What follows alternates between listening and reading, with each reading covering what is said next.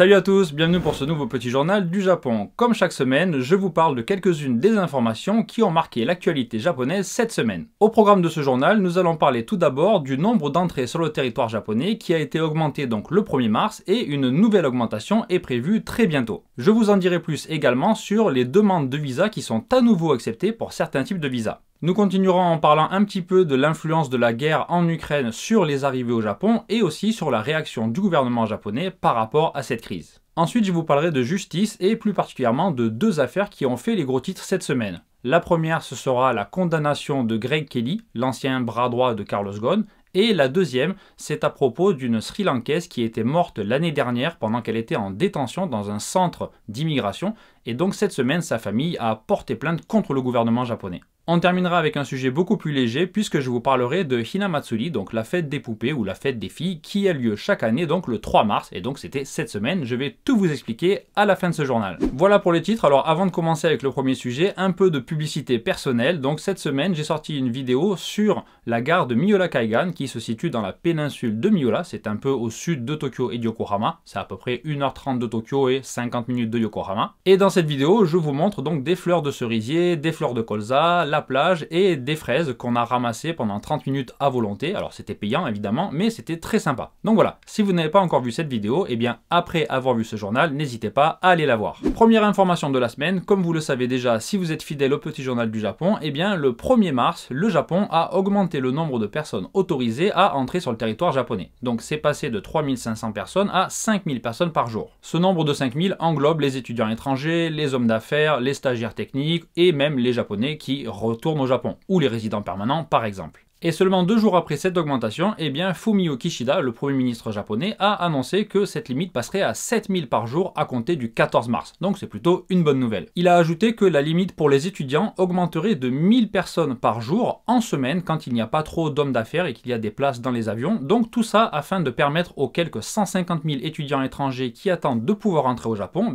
d'arriver avant la rentrée d'avril, parce qu'au Japon, vous le savez, la rentrée scolaire c'est en avril, ou bien un petit peu après, mais d'être en mesure de participer à la nouvelle année scolaire au Japon. Une bonne nouvelle n'arrivant jamais seule, j'ai appris cette semaine que les demandes de visa pour les membres de familles de japonais, donc par exemple les parents ou les grands-parents, ça va jusqu'au 2e niveau, sont à nouveau acceptées depuis le 1er mars. Mais ce n'est pas tout, il y a beaucoup d'autres types de visas dont les demandes sont à nouveau acceptées par les ambassades du Japon. En fait, c'est exactement la même chose qu'au mois de novembre. Donc pour ceux qui avaient suivi l'affaire, en novembre, pendant quelques jours ou pendant 1 ou 2 semaines, mais c'était vraiment très court, eh bien de nombreux types de visas, dont les visas pour les membres des familles, avaient été ouverts et on pouvait en faire la demande, mais ça avait été tout de suite fermé à cause de l'arrivée du variant Omicron. Alors je sais pas vous, mais j'ai regardé sur beaucoup de sites d'information, que ce soit en anglais ou en français, et j'ai rien lu à ce sujet. On parlait seulement des hommes d'affaires et des étudiants. Donc dans le doute, j'ai envoyé un email au bureau consulaire du Japon à Lyon et ils ont été très gentils, ils m'ont répondu tout de suite et ils m'ont confirmé que ces mesures, donc les mesures de novembre, avaient été réactivées à compter du 1er mars. Je vous mettrai le lien dans la description vers la liste des visas et vers les documents à fournir pour en faire la demande. Sont concernés notamment les époux et enfants de japonais et de résidents permanents au Japon, les membres de la famille, donc ascendants et descendants jusqu'à 2e génération de ressortissants japonais. Vous avez aussi les conjoints et enfants d'étrangers résidant au Japon. Les circonstances exceptionnelles, donc impérieuses et humanitaires, ça sont maintenues, mais c'était déjà le cas avant.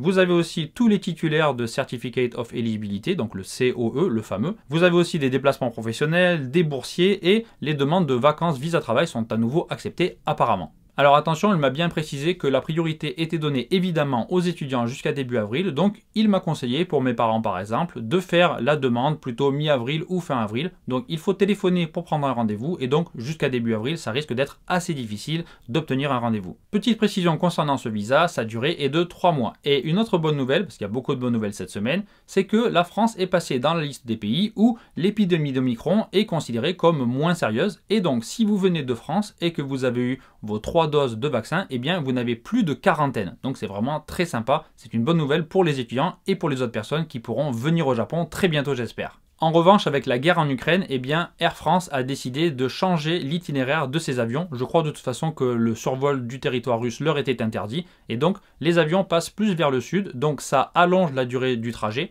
et ça augmente les coûts. Donc j'ai pas les détails et puis ça peut changer tellement d'un jour à l'autre. Donc renseignez-vous bien si vous avez l'intention de venir au Japon. Les deux principales compagnies aériennes japonaises, donc ANA et JAL, ont également annoncé qu'elles allaient réfléchir à de nouveaux itinéraires pour éviter le territoire russe. Donc voilà, encore une fois, si vous avez la chance d'obtenir un visa et de pouvoir venir au Japon, faites attention, renseignez-vous bien auprès de la compagnie aérienne. Et en parlant de la guerre en Ukraine, quelques informations rapides sur la réaction du gouvernement japonais à cette crise. J'en ai déjà parlé un petit peu la semaine dernière, mais cette semaine, M. Kishida a annoncé de nouvelles mesures, donc notamment la saisie des avoirs de 3 nouvelles banques japonaises et la coopération avec les autres pays occidentaux pour bloquer l'accès au réseau SWIFT à la Russie. Il a également annoncé que le Japon allait accueillir des réfugiés ukrainiens. On n'a pas encore les détails, la date d'application et les modalités, mais c'est quand même une bonne chose et un beau geste, surtout pour le Japon qui en général est plutôt frileux à accueillir des réfugiés. Enfin, le gouvernement japonais a promis une aide matérielle à l'Ukraine et il va envoyer très bientôt des gilets pare-balles, des casques, des tentes, des vêtements et d'autres matériels de premiers soins ou de première nécessité, comme par exemple des vêtements ou des générateurs, mais il a dit qu'il n'enverrait pas d'armes. Dans l'actualité cette semaine, il y a également eu la condamnation de Greg Kelly, donc l'ancien bras droit de Carlos Ghosn, qui a été condamné à 6 mois de prison avec sursis. Dans le même procès, Nissan, la société Nissan, était également sur le banc des accusés et avait plaidé coupable et a été condamné à une amende de 200 millions de yens. C'est à peu près 1,7 million de dollars. Greg Kelly peut donc enfin rentrer aux États-Unis et il a d'ores et déjà fait appel de ses décisions, s'estimant complètement innocent. Petit rappel pour ceux qui n'avaient pas suivi l'information ou qui ont oublié depuis le temps, Greg Kelly était accusé d'avoir aidé Carlos Ghosn à minorer ses déclarations de revenus. Il faut savoir qu'au Japon, depuis 2009, toutes les sociétés sont tenues de rendre public le revenu de leurs dirigeants. Et le revenu de Carlos Ghosn était vraiment très important, surtout par rapport à d'autres revenus de présidents japonais. Et donc Nissan, pour éviter de choquer l'opinion publique, avait essayé de cacher un peu ses revenus. Les accusations portaient sur une somme de 71 millions d'euros cumulés sur 8 ans et il a été reconnu innocent de toutes les charges pour toutes les années, sauf la dernière année. Et donc, c'est vraiment une façon pour le procureur de sauver la face. Il faut savoir qu'au Japon, il y a 99,9% de taux de personnes condamnées. Donc, il fallait bien trouver quelque chose pour le condamner, même si c'était du sursis. Alors, encore une fois, c'est mon opinion personnelle, même si elle est vraiment partagée par beaucoup de monde. Mais le système judiciaire japonais a vraiment deux vitesses, hein, une pour les hommes japonais et une pour les hommes étrangers. Il y a eu beaucoup d'affaires où des présidents de sociétés ou d'universités, comme j'en ai parlé la dernière fois, ont détourné des fonds, reçu des pots de vin, volé de l'argent et en général, ils sont condamnés à du sursis, voire même à rien du tout, ils s'excusent et c'est terminé et c'est réglé assez rapidement. Bref, on sent vraiment que le système judiciaire japonais est très défavorable aux étrangers, même blancs, américains et riches. Et c'est encore pire pour les étrangers venant de pays plus pauvres. Ce qui nous amène à un fait divers tragique qui s'est passé l'année dernière, c'était la mort d'une Sri Lankaise de 33 ans, qui est décédé dans un centre de détention des services d'immigration. Et si je vous en parle cette semaine, c'est que sa famille a porté plainte contre le gouvernement japonais pour obtenir toute la vérité sur cette affaire et elle réclame également des dommages et intérêts d'un montant de 1,3 million de dollars. Cette jeune femme avait été placée dans un centre de détention des services d'immigration pour avoir dépassé la date limite de son visa et donc elle avait été incarcérée en août 2020 en attendant sa déportation et ce jusqu'à mars 2021, date à laquelle elle est décédée. Et on a appris qu'en plus de conditions de détention vraiment difficiles et de traitements vraiment peu respectueux, pour être poli, eh bien, pendant plusieurs semaines avant son décès, elle s'était plainte à de nombreuses reprises de douleurs d'estomac et d'autres symptômes, et toutes ces demandes avaient été complètement ignorées par les gardes et elle n'a vu aucun médecin jusqu'au moment de sa mort. On avait beaucoup parlé de cette tragique affaire l'année dernière et le ministre de la Justice de l'époque s'était même excusé auprès de la famille en promettant que ça n'arriverait plus. Mais évidemment, il n'y a eu aucune condamnation.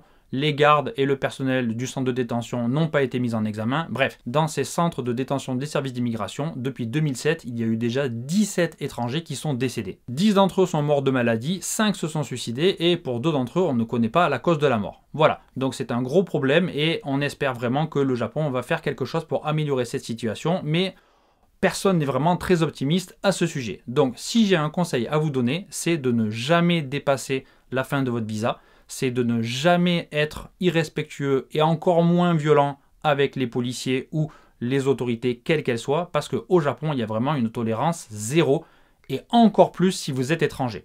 Donc, ne vous amusez pas à ne pas respecter la loi. Par exemple, concernant la drogue, vous savez qu'au Japon, il y a une tolérance zéro sur la drogue. Si vous avez même 0,1 g de marijuana ou d'autre chose, eh bien, vous risquez de gros problèmes. Voilà. Si vous respectez la loi, il n'y a pas de souci.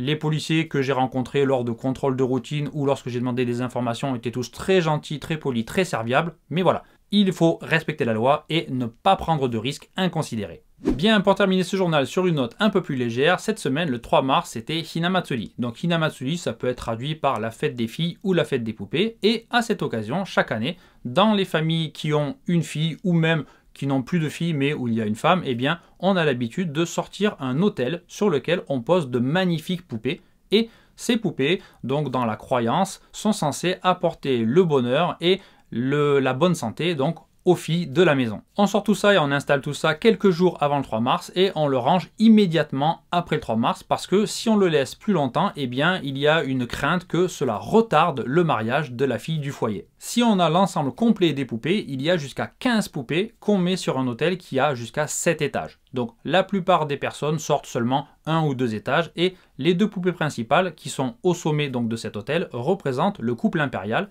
Et en dessous, sur un total de 15 poupées, eh bien, les autres poupées représentent des serviteurs ou des musiciens par exemple. Alors, il faut savoir que ces poupées sont assez chères, voire même très chères, et que si vous avez l'ensemble complet, ça peut aller jusqu'à plusieurs milliers d'euros. De nombreuses familles d'ailleurs transmettent ces poupées de mère en fille, et donc non seulement c'est très cher, mais en plus c'est assez encombrant, parce qu'on les met dans des boîtes pour bien les protéger et ne pas les abîmer, et donc toute l'année on les laisse dans un placard, donc ça prend une grande partie du placard, et on les sort seulement pour cette occasion. Et même si, comme je l'ai dit tout à l'heure, cette fête est plutôt destinée aux petites filles en général et aux filles non mariées, eh bien moi j'ai beaucoup d'élèves qui sont des femmes âgées, qui sortent quand même chaque année donc ces poupées pour décorer parce que c'est joli et puis ça fait partie de la culture et des fêtes qui rythment l'année japonaise. J'en avais d'ailleurs déjà parlé dans ma vidéo sur les fêtes japonaises, donc si vous ne l'avez pas encore vue, eh bien à la fin de ce journal, allez y jeter un œil, elle est vraiment sympa et je vous montre toutes les fêtes dont Hinamatsuri qui rythment vraiment l'année au Japon. Voilà pour l'actualité de cette semaine, je vais vous laisser avec quelques images d'une vidéo qui sortira bientôt sur ma chaîne. Je ne sais pas si ça sera la semaine prochaine ou la semaine suivante, mais je suis allé voir un temple vraiment très original et très joli, et également des fleurs de prunier, donc je vous montrerai tout ça très bientôt sur la chaîne. En attendant, je vous souhaite une bonne fin de journée, une bonne semaine, et je vous donne rendez-vous la semaine prochaine pour plus d'infos sur le Japon.